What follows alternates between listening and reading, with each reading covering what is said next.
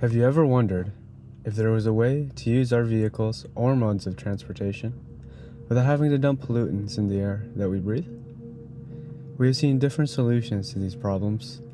We could walk or bike to our destination, and we even have electric vehicles to aid us in our development towards zero-emission commuting. But what if I want to go from one continent to another? Surely you can't just walk or bike from Calgary to Bangkok. That would take a very long time, and you would also have to swim a great length. The most common way to tackle this itinerary is by flight, but we all know that these planes release harmful emissions that contribute to climate change. So what do we do? CO2 is naturally found in the Earth's atmosphere and is responsible for the sustained heat that enabled life on our planet. Fossil fuels are sources of energy that are trapped underground from fossilized remains of plants and animals and are used to power our modern world. The burning of fossil fuels leads to increased emissions of CO2 gas, and an overabundance of CO2 gas causes a disruption in the delicate balance of atmospheric gases. As CO2 levels rise, so does the Earth's overall temperature, and it renders heat waves, sea level rises, ecosystem changes, and potential extinction. Worldwide, aviation accounts for 2% of all carbon dioxide and 12% of all CO2 from transportation. Apart from CO2, aircraft emits other gases, nitrous oxides, sulfur dioxide, water, and particulate matter. At high altitudes, these emissions affect atmospheric physical and chemical properties, which results in an increase in greenhouse gases and contrails. Contrails are those linear clouds that you see in the sky, and they trap the Earth's heat. This leads to a net warming effect and could be up to 3 times worse than the heating caused by the aircraft's CO2 emissions. Luckily, it's not too late. If we act against them, we would reduce aviation's contribution to global warming fast. The aviation industry already has plenty of aircraft, so in order to find the perfect solution to decreasing CO2 emissions, we must find out how to keep the air clean without throwing out the infrastructure we already have. To power our flights today, we use liquid aviation fuel, made mostly from sources that, when burned, create CO2. What most people don't know is that new fuels have been developed that have the ability to reduce aviation's net CO2 emissions. Sustainable aviation fuel is an alternative fuel made from non-petroleum feedstocks that reduces air pollution from air transportation.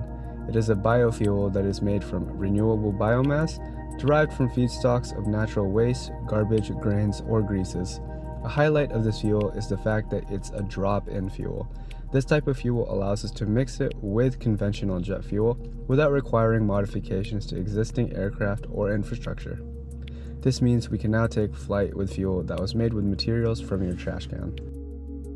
Currently, there are 4 ways to produce SAF that have been approved by international standards organizations, but there is one that takes center stage. The hydroprocess esters and fatty acids method uses oils and fats to create hydrocarbons for SAF production. Out of the 4 approved methods, this one is most ready for the big leagues. This is because the HEFA process is the most understood and has the best waste-to-yield ratio. About 50% turns into SAF, and the other half gets converted into biodiesel for road transportation. HEFA SAF can be blended with jet fuel up to 50% as of now, but it is not our golden solution. The reason for this is because of the scalability it presents. As demand for HEFA SAF increases, demand for feedstock, notably cooking oil and animal fats, is also rising.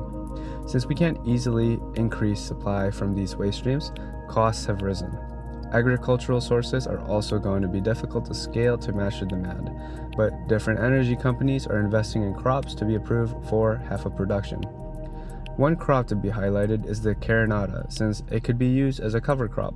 Cover crops maintain a healthy land demand while protecting and enriching the soil, resulting in sustainable farming practices. While HEFA is one solution to the production of SAF, there are 3 other approved processes for producing SAF. One is synthesized isoparaffins, which uses sugarcane or sugar beets and can be blended up to only 10%. 2 is alcohol or ethanol to jet fuel, which uses agricultural waste and forest residues, municipal waste, and energy crops, and has a maximum blend of 50%. The last one is the Fischer-Tropsch process, and it uses agricultural and forest residues and herbaceous crops with a maximum blend of 50%. Both the ATJ, ETJ, and Fischer-Tropsch processes yield high CO2 emissions reduction, but the maturity level is still developing. There are currently many projects underway to produce SAF, but one interesting development is the progression by Pacific Northwest National Laboratory in partnership with LanzaTech. Their ethanol to jet fuel SAF is rendered through the capturing of carbon monoxide during steel production. The carbon monoxide is fed to microbes that consume it and then produce ethanol as the waste product. PNNL and LanzaTech have completed test flights and acquired ASTM international approval for commercial use, as well as proven that they can produce their ETJ SAF at a commercial scale. A highlighted statistic is the fact that their test flights produced 95% less soot and contrails than a flight that uses petroleum jet fuel, making it a viable solution for the reduction of the Earth's overall temperature.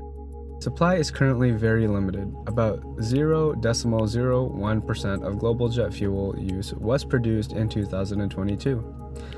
But sustainable aviation fuels, also known as next-generation biofuels or advanced biofuels, are already in use today and are expected for growth. Sustainable aviation fuel is also costly, sporting a price tag that is at least double the amount of traditional jet fuels. This isn't great news for the person trying to save money and is to be expected. But as SAF production scales, there will be more feedstock options and operations will mature. That should mean that the prices will depreciate but will most likely never be cheaper than traditional jet fuel due to economic reasons. There are plans underway for SAF. The International Air Transport Association has a net zero goal for 2050 that involves 65% adoption of SAF. Another notable target will be the 5.2% production, or 23 billion liters of SAF produced in the year 2030. 65% usage in 2050 will result in about 53% less CO2 emissions. These numbers are great and could aid in the reduction of Earth's temperature, but without the proper investments in technology and scaling, we might never realize them. We need to do our part to keep the environment that we live in livable, and reducing CO2 emissions is just one piece of the puzzle. Having these conversations and doing research online or in your library could lead to the many solutions we have yet to uncover. It's inventions like sustainable aviation fuel that remind us that there are alternative ways to go about our day-to-day lives and that these options are for the better. Maybe one day we can all be living our lives in a way that is not killing our own planet.